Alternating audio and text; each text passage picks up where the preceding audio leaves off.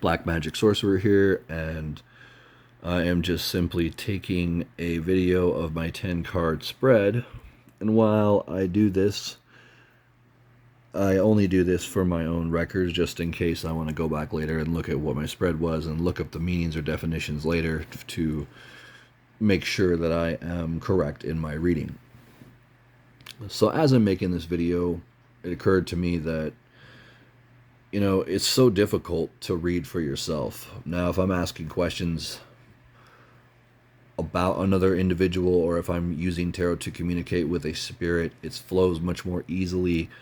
But when you don't know the answer to something and it's a question that you're asking pertaining to your own life, the best thing to do is to throw those cards down and to stop caring, if you can, for a moment. Let that little ego of yours die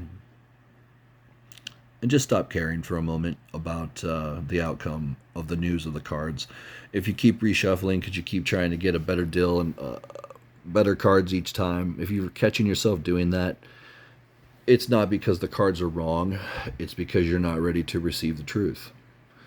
And if you're truly connected and bonded to your deck, you will find that your readings will become so eerie and so, I guess you could say, powerful, that you start to have a whole different respect for people who read tarot. I only read for friends, and it's just nothing more than a pleasure for me to be able to use this little bit of knowledge that I have to help people out, because it is really an awesome magical system in itself. And I recommend that you at least have one tarot deck if you're practicing magic and study the meanings. I would start with Rider-Waite and make that your basic meat and potatoes, and then until you've mastered the Rider-Waite definitions and used that deck for, I would say, at least 6 months, then I would say you could graduate on to the pictured decks and decks that are more artistic, like the one I've got here, which I absolutely adore. But I do recommend you start with Rider-Waite. That's what I started with. It is a very magical, very powerful deck. Definitely something that everyone should have, whether you use it or not, just for reference. It's that good of a deck. And I don't know anyone in the tarot that doesn't own at least 2 of them. So thank you for those who still print the Rider-Waite deck and all of its amazing forms now that have been reborn over and over with different styles of the exact same pictures, but redone. And let's face it, it's been abused and used just like any other system, but it's still a very nice historical part of tarot. So if you're just getting into it, before you get into all the weird decks, the really esoteric, big, chock full of symbol style decks, stick with something simple. This Deviant Moon Tarot it's a little complex symbol wise, but it's not anything that anyone above the age of 10 wouldn't be able to understand. So start simple. Do your 10 card spread every day. Lay those cards down.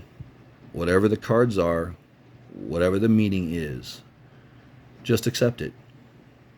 Put that card down, flip it over, accept it. Swallow that truth. Because if you're not willing to do that, then you're not really truly giving all your faith and power to your own magical system. And one of the things that a magician always has to be careful of is not just deceiving others, but truly deceiving yourself. Let's say you're asking yourself a question and you're using tarot, and it's about whether or not you're in a situation that's going to get you killed, because you're in a situation that's dangerous. Use your imagination. So you go ahead and you doodly-doo, you go ahead and lay out your cards, and, well, wouldn't you know it, the death card is in position 10. Well, you say, okay, I'm just going to blow that off.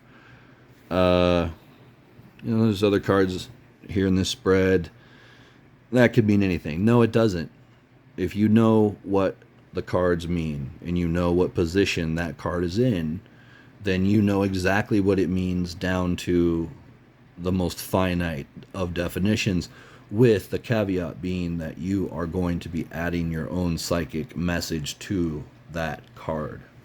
So don't forget that the tarot is nothing more than symbols and pictures on pieces of cardboard, and it's not active and has zero use until the human being, who is the magical operator, puts his hands on the cards, his or her hands on the cards. So just remember that, friends, that tarot is all about being honest with yourself, honest with your clients. Don't lie to yourself. If you put the cards down, that's what they are. I I personally have never used my cards reversed, meaning upside down. So if I do a spread and it's upside down, I just always put it right side up. In the future, I will be paying more attention to them being upside down and looking at those meanings as well. But in all honesty, reading them right side up has always given me the same amount of messages, good or bad, without even having to worry about reversing the cards. So to me, it's just a more smooth way of having things when everything is right side up. So that may sound a little strange, but yes, I only read right side up. But don't listen to me. I like to do things my own way. Thank you, friends. Dark blessings. Hope these tips were fun and informative. I have a scratchy throat. I love you guys. Happy, happy, happy holidays.